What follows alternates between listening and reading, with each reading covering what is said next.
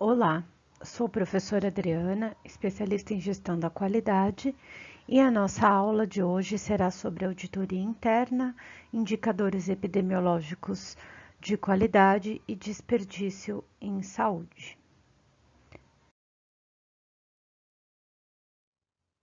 Para iniciarmos a nossa aula, falaremos sobre auditoria interna.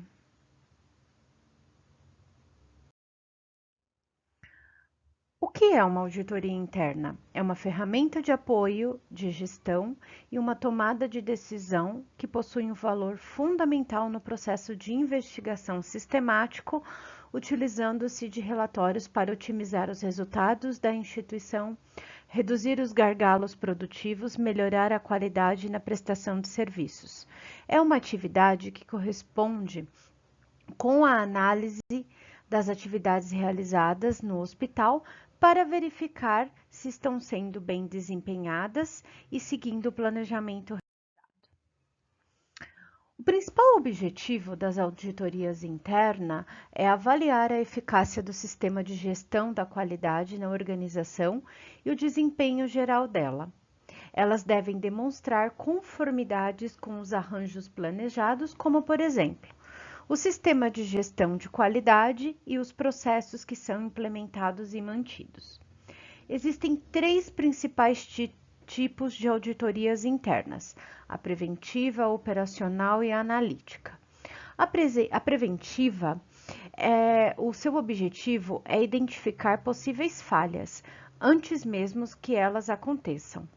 É uma forma de conhecer a eficiência dos processos, analisando se eles estão realmente viáveis e atendem o objetivo do hospital. A auditoria operacional, ela está interligada com os processos e as atividades de rotina da instituição, onde são realizadas as melhorias e as otimizações do processo. E a analítica, ela vem a partir de análise de dados coletados. Costuma ser mais ampla, completa, sobre vários setores do hospital.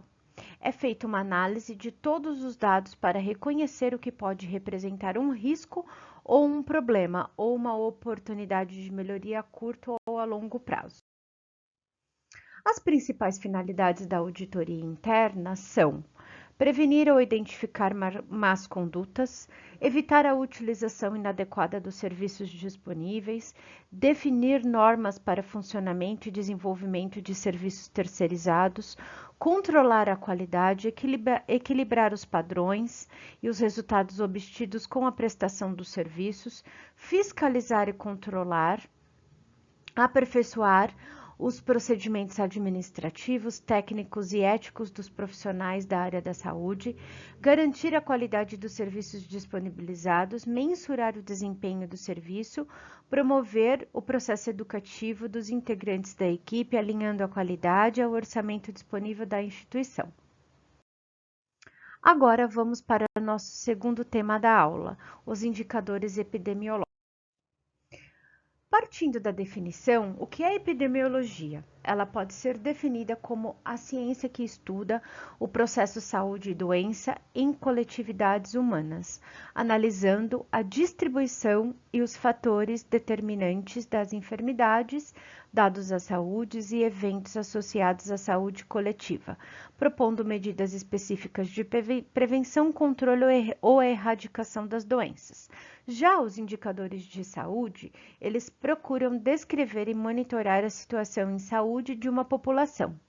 Os atributos se relacionam às características ou qualidades da saúde, e as dimensões da saúde compreendem o bem-estar físico, emocional, espiritual, ambiental, mental e social de um nicho da sociedade ou dos indivíduos. Já os indicadores de saúde epidemiológicos tradicionalmente têm sido constituídos por meios de números. Em geral, números absolutos de casos de doenças ou mortes, que são utilizados para avaliar o nível de saúde, pois não levam em conta o tamanho da população.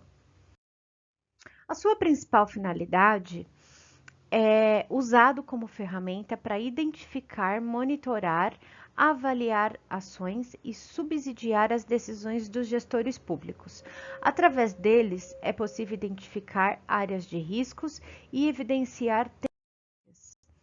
Os principais indicadores de saúde pública são os indicadores demográficos, que estão diretamente relacionados com os indicadores de saúde para que servem, pois eles são extremamente próximos. Os indicadores socioeconômicos, que medem a ligação da renda populacional com a saúde e o acesso a ela.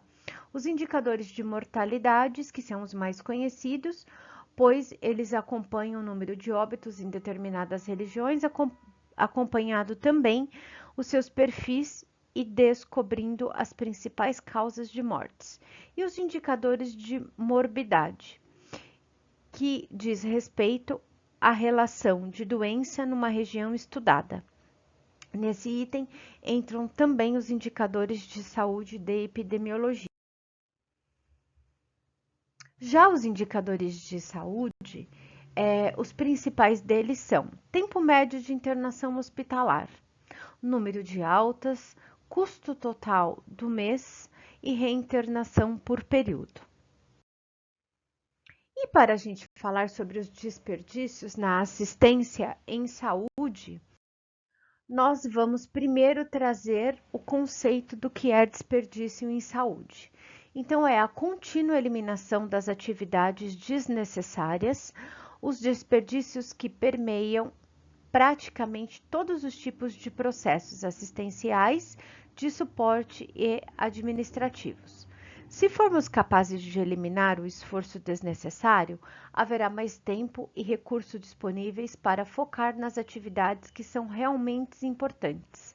Eliminar desperdício significa ser capaz de deixar de fazer o que é irrelevante, liberando a capacidade para aprimorar aquilo que realmente interessa, a segurança do paciente e a qualidade do cuidado. O primeiro desafio é perceber o desperdício. Tudo que não cria valor para o cliente, a gente pode caracterizar como um desperdício. Com essa simples definição, nós podemos traçar uma linha divisória razoavelmente clara que distingue entre etapas que criam valor daquelas que não criam. Assim, podemos começar a exercitar nossas percepções e buscar alternativas para os reais problemas que estão levando aos desperdícios na assistência. Existem 8 tipos básicos de desperdícios. Então, vamos relembrar quais são eles. O retrabalho é a necessidade de se refazer alguma coisa recorrente de um erro ou defeito no processo. Espera. São pessoas esperando, seja por resultados de exame, por consulta, por um leito, por uma liberação de um documento, por um fechamento de uma conta ou por uma autorização do convênio. Movimentação. Pessoas que se movimentam sem necessidades. Alguns exemplos são busca frequente do material que ficou faltando, leve trás de material que sobrou, transporte de equipamentos que não foram planejados previamente. Estoque, materiais e medicamentos, informações que não fluem, ficando parados por meio de processos sem necessidade. O transporte, movimentação desnecessária de materiais e informação. Excesso de processamentos, então etapas redundantes ou simplesmente desnecessárias sobre a ótica do cliente ou do paciente. Desconexão, acontece devido à comunicação deficiente, que acarreta interrupções indesejadas no processo. E talento, significa desperdiçar o potencial criativo humano e suas formas de manifestar os conhecimentos e habilidades adquiridos. Alguns exemplos de atitudes que alimentam o desperdício do talento. Não ouvir as pessoas envolvidas com o trabalho sobre suas percepções, não envolvê-las nas identificações dos problemas e resolução deles. Bom, então esse era o assunto que nós tínhamos de abordagem na aula de hoje. Eu agradeço a atenção e deixo as principais referências bibliográficas utilizadas para quem tiver interesse do aprofundamento no assunto. e nos encontramos nas próximas aulas. Até breve!